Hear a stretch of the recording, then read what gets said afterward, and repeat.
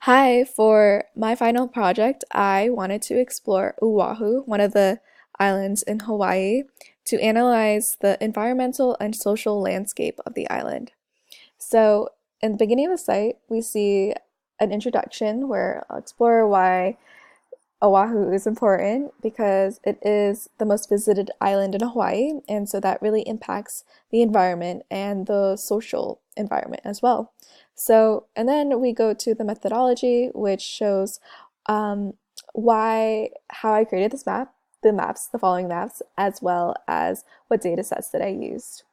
And then the first section here is fire safety. So fires play a prominent role in Oahu because of the increasing effects of climate change. So the first map says fire response zones in Oahu.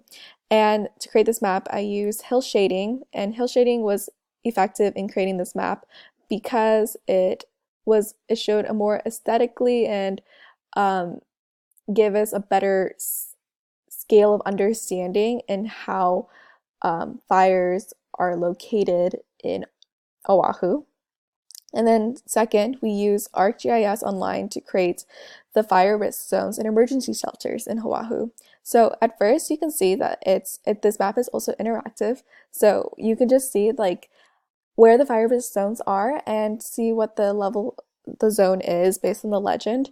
However, if we also zoom in, we see major roads as well as potential emergency shelters. And this is important because in a situation, someone can look at this map and locate where emergency shelters can be found.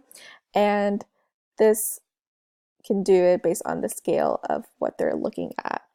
And then the second section is population. Population is important in Oahu because the increasing amount of tourism and the increasing amount of effects of climate change. So the first one says the census 2015 population in Oahu, which is very similar to the map that we use hill shading. And so we use hill shading for this as well, but this was using a more social understanding of how population is spatially distributed in Oahu.